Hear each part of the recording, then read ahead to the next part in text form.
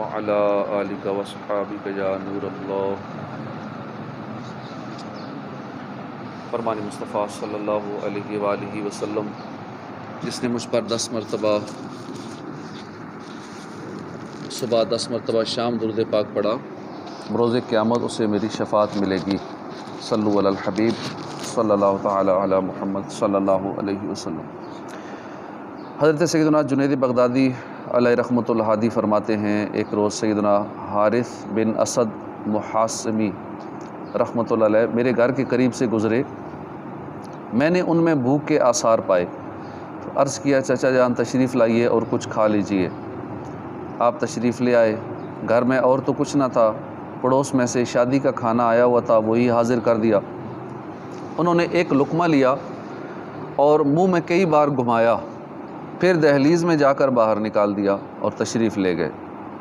پھر کچھ عرصہ بعد جب انہیں دوبارہ دیکھا تو میں نے اس دن نہ کھانے کا سبب دریافت کیا تو فرمایا کہ مجھے بھوک لگ رہی تھی، لہٰذا میں نے چاہا کہ تمہارا کھانا کھا لوں اور تمہیں خوش کر دوں، مگر میرے اور اللہ کے درمیان یہ عہد ہے کہ جس کھانے میں شبہ ہو وہ میرے حلق سے نیچے نہیں اتارے گا۔ یہی وجہ تھی کہ میں اس کو نگل نہ سکا۔ میں نے عرض کیا، وہ کھانا میرے پڑوس کے ہاں سے شادی کا آیا تھا، آج پھر گھر پر قدم رنجہ فرمائیے۔ آپ تشریف لے آئے۔ میں نے سوکھی روٹی کا ٹکڑا پیش کیا، آپ نے وہ تناول فرما لیا اور فرمایا، درویشوں کو ایسا ہی کھانا پیش کیا کرو۔ اللہ عز و جل کی ان پر رحمت ہو، ان کے صدقے ہماری مغفرت ہو۔ دیکھا آپ نے کہ لاکھ بھوک لگی ہو مگر اولیاء اللہ مشتبہ کھانا یعنی مشکوک کھانے کو تناول نہیں فرماتے تھے۔ سیدنا حارث محاسمی رحمۃ اللہ علیہ پر اللہ کا خاص کرم تھا۔ سیدنا ابو علی دقاق رحمۃ اللہ علیہ سے منقول ہے، جب بھی حضرت سیدنا حارث محاسمی کسی مشتبہ کھانے کی طرف ہاتھ بڑھاتے تو آپ کی ایک انگلی کی رگ پھڑک اٹھتی اور آپ وہ کھانا نہ کھاتے تھے۔ کئی اولیاء کرام سے اس طرح کی کرامات منسوب ہیں کہ ان کو حرام کھانے کا، مشکوک کھانے کا شک یا شبہ ہو جایا کرتا تھا، یعنی علم ہو جایا کرتا تھا یہ کھانا ٹھیک نہیں ہے، حرام کا ہے یا مشکوک ہے۔ ایک عابد کسی پہاڑ میں رہتا تھا، وہاں انار کا درخت تھا۔ ہر روز 3 انار اس میں آتے، انہیں کھاتا اور عبادت کرتا۔ حق تعالیٰ کو امتحان منظور ہوا، ایک روز انار نہ لگے، صبر کیا، 2 روز اور یہی ماجرا گزرا۔ تیسرے دن بھوک سے گھبرا کر پہاڑ سے نیچے اترا۔ اس کے نیچے ایک نصرانی یعنی عیسائی رہا کرتا تھا۔ اس سے سوال کیا، نصرانی نے 4 روٹیاں دیں۔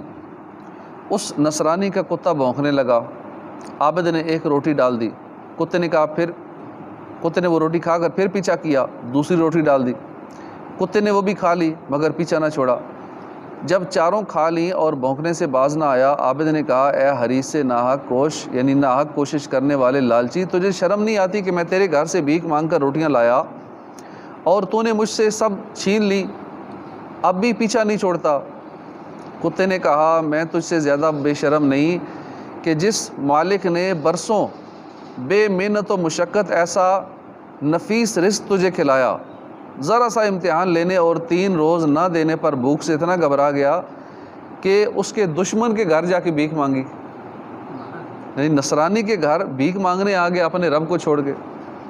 اس حکایت سے یہ درس ملا کہ جو اللہ ہمیں اس قدر نعمتوں سے نوازتا ہے، اگر کبھی اس کی طرف سے امتحان کی صورت بن جائے تو بے صبری کا مظاہرہ اور شکوہ کرنے کی بجائے صبر و استقلال سے کام لینا چاہیے۔ مشہور عاشق رسول سلطان محمود غزنوی رحمۃ اللہ علیہ کے پاس کوئی شخص ککڑی لے کر آیا، آپ نے قبول کر لی اور پیش کرنے والے کو انعام دیا۔ پھر اس ککڑی کو اپنے ہاتھوں سے کاٹا، اس کی ایک کاش اپنے غلام ایاز کو دی۔ ایاز مزے لے کر کھا گیا۔ پھر سلطان نے دوسری پھانگ کاٹی، خود کھانے لگے تو وہ اس قدر کڑوی تھی کہ زبان پر رکھنا مشکل تھا۔ سلطان نے حیرت سے اپنے غلام ایاز سے کہا کہ اتنی کڑوی تھی، تم نے کیسے کھا لی؟ بہت تیرے چہرے پر ذرا ناگواری کے آثار بھی نہیں ظاہر ہوئے، بڑے آرام سے کھا لی۔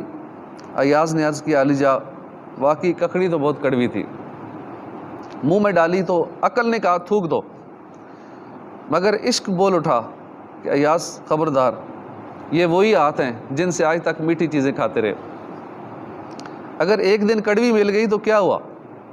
اس کو تھوک دینا آداب محبت کے خلاف ہے۔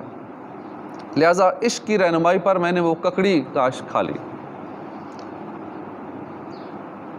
ککڑی کی جو کڑوی کاش تھی وہ میں نے کھا گیا، اسی وجہ سے اللہ کی ان پر رحمت ہو، ان کے صدقے ہماری مغفرت ہو۔